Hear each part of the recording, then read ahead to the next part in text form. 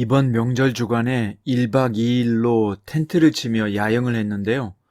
하룻밤이 지나자 사람들이 각자 쳤던 텐트를 걷고 깨끗이 사라지는 것을 보았습니다. 아쉽지만 우리도 쳤던 텐트를 걷으며 이게 인생이구나 라는 생각이 절로 들었습니다. 머물 때는 이곳이 삶의 터전인 것처럼 장황하게 펼쳐놓고 있지만 어느 순간 세상을 떠나야 할 때는 이 사람이 있었나 싶었을 정도로 모든 것은 다 사라지고 마는 것입니다. 오늘 말씀은 지나가는 세상에서 영원히 남아있는 것은 무엇이며 그 영원한 것을 위해 우리가 추구해야 할 진정한 가치가 무엇인지 말씀하는 내용입니다. 오늘 본문은 창세기 24장 1절부터 9절이고요. 6절부터 9절까지 읽겠습니다. 아브라함이 그에게 이르되 내 아들을 그리로 데리고 돌아가지 아니하도록 하라. 하늘의 하나님 여호와께서 나를 내 아버지 집과 내 고향 땅에서 떠나게 하시고 내게 말씀하시며 내게 맹세하여 이르시기를 이 땅을 내 씨에게 주리라 하셨으니 그가 그 사자를 너보다 앞서 보내실지라. 내가 거기서 내 아들을 위하여 아내를 택할지니라.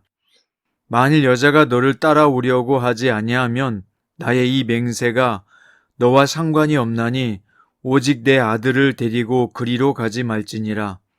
그 종이 이에 그의 주인 아브라함의 허벅지 아래에 손을 넣고 이 일에 대하여 그에게 맹세하였더라. 아멘.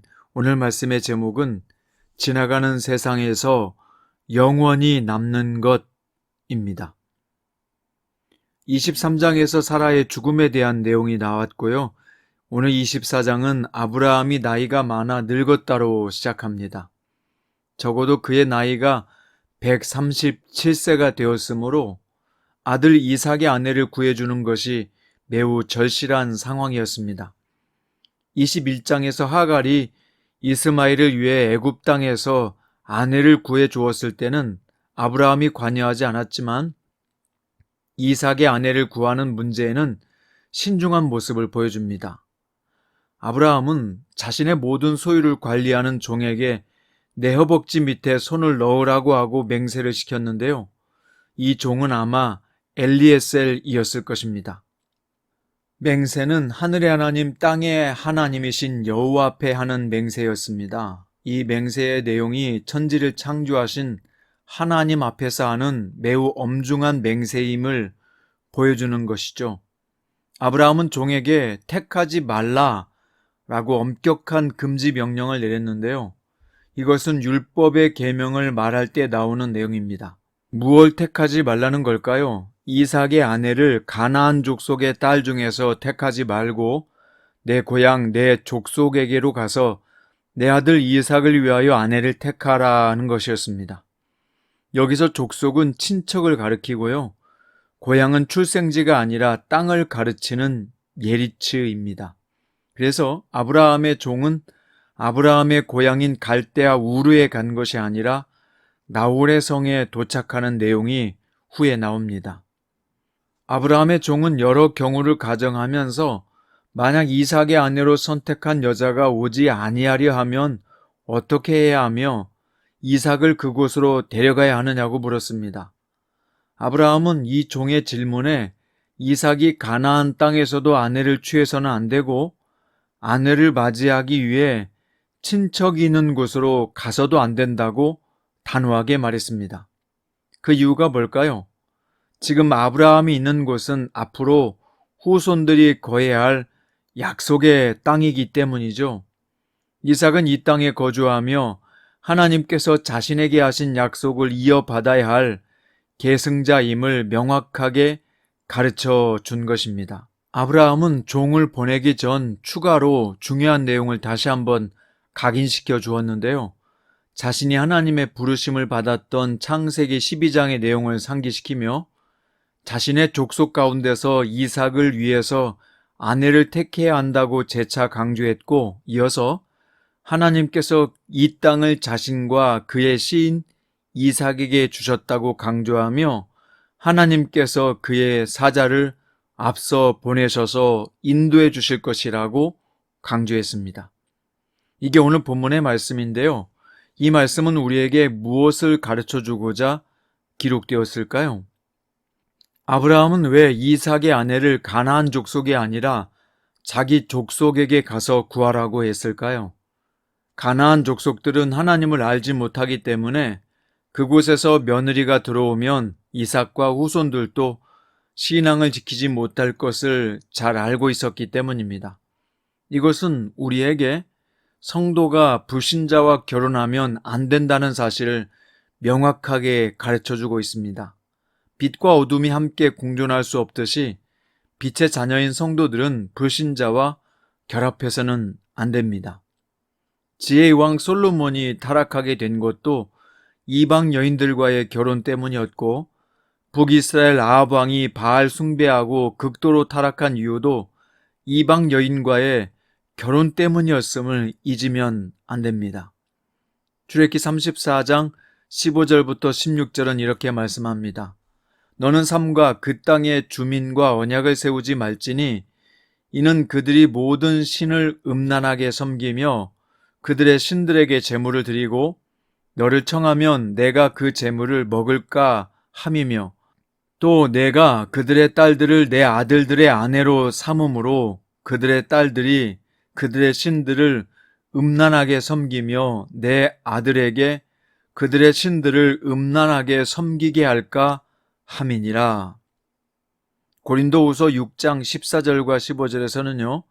너희는 믿지 않는 자와 멍에를 함께 매지 말라.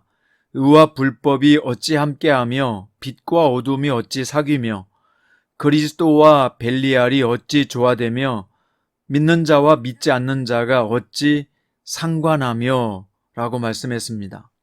성경에서 결혼은 명확하게 믿는 사람과 해야 한다는 것을 명확하게 가르쳐주고 있습니다. 하나님의 말씀을 어기지 마세요. 어기면 그 대가는 다시 여러분의 고통으로 되돌아올 것입니다. 또 아브라함이 강조한 것은 내 아들을 그리로 데리고 돌아가지 아니하도록 하라는 것이었습니다. 이것은 이삭이 약속의 후손으로서 마땅히 약속의 땅인 가나안 땅에 계속 머물러 있어야 한다는 뜻인데요. 만약 이삭이 결혼을 이유로 약속의 땅을 떠나 고향으로 돌아간다는 것은 아브라함이 부름받기 이전으로 돌아간다는 것을 의미하고 곧 이것은 그동안 믿음으로 살았던 모든 것을 물거품으로 만드는 행위라는 것을 잘 알고 있었기 때문입니다. 더불어 아브라함은 종을 보내면서 하나님께서 사자를 미리 보내셔서 갈 길을 인도하여 주실 것이라고 확신을 주었습니다.